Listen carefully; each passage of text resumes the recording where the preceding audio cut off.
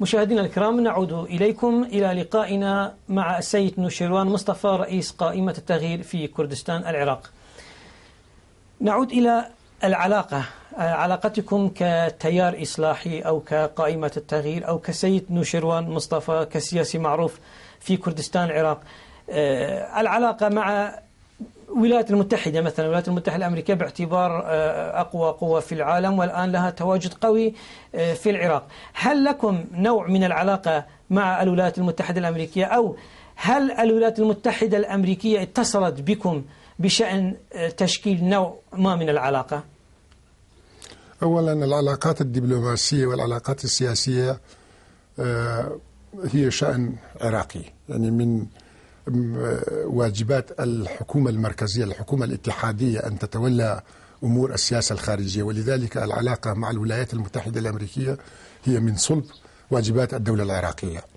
هذا من جانب. من جانب آخر، ترتبط الحركة الكردية منذ أكثر من 20 عاما بنوع من العلاقة مع الإدارة الأمريكية، خاصة بعد الهجرة الجماعية، بعد أن تعرض الشعب الكردي في كردستان العراقي إلى الهجوم من قبل الجيش العراقي، ومن ثم الهجرة الجماعية للأكراد وبناء منطقة نو فلاي زون، منطقة الجيب الآمن أو الملاذ الآمن. منذ ذلك الوقت هناك نوع من العلاقة ما بين القيادة الكردية وما بين المسؤولين في الولايات المتحدة الأمريكية.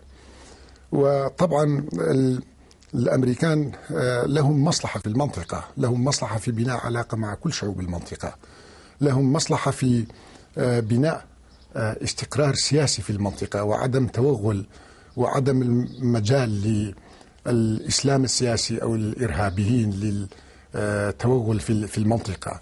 على هذا الأساس أعتقد، أنا لا أعتقد هناك تحالفات بين الأكراد وبين أمريكا خارج نطاق الدولة العراقية. نعم.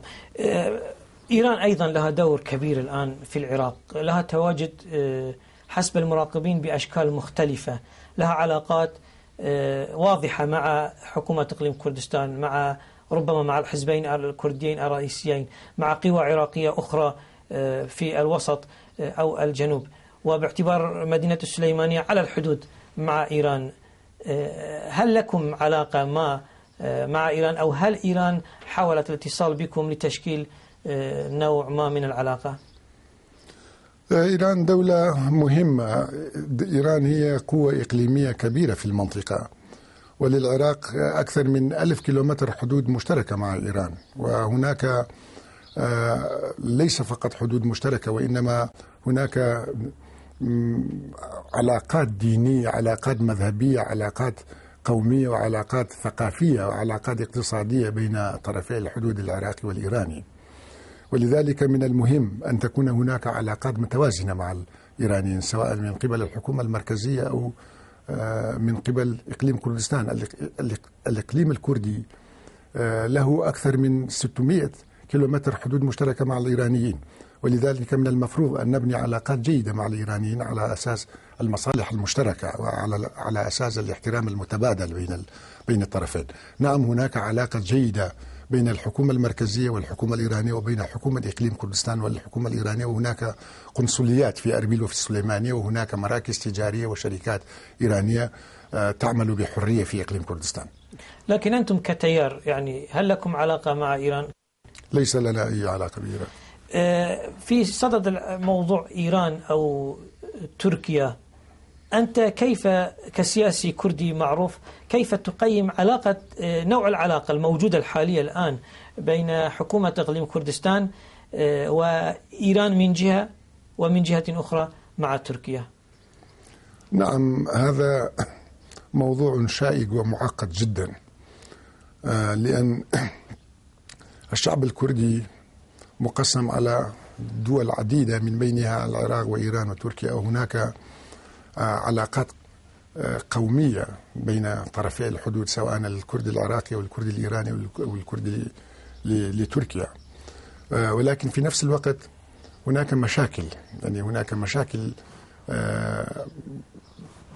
حدودية بين إقليم كردستان وبين دول الجوار، خاصة مع تركيا، بسبب وجود قوات مسلحة في المنطقة الحدودية الكردية التركية. في الحقيقة الحكومة الكردية في إقليم كردستان لا تستطيع السيطرة على كل المناطق الموجودة، لأن المنطقة واسعة جدا.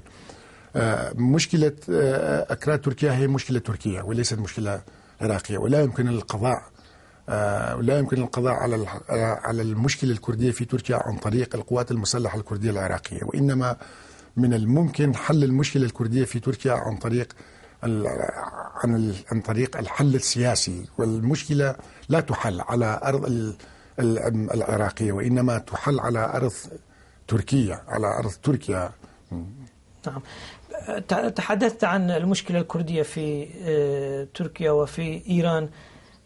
هناك مشاريع، بعض الأحزاب أو بعض الاتجاهات تتحدث عنها مشاريع حل للقضية الكردية. المشروع الذي طرح في العراق ومشروع الفيدرالي، أنت هل ترى أن هذا فعلا هو المشروع مشروع حل يمكن أن تحل بهذا المشروع المشكلة الكردية في العراق، أو لكم نظرتكم الخاصة لمشروع حل آخر للقضية الكردية في العراق؟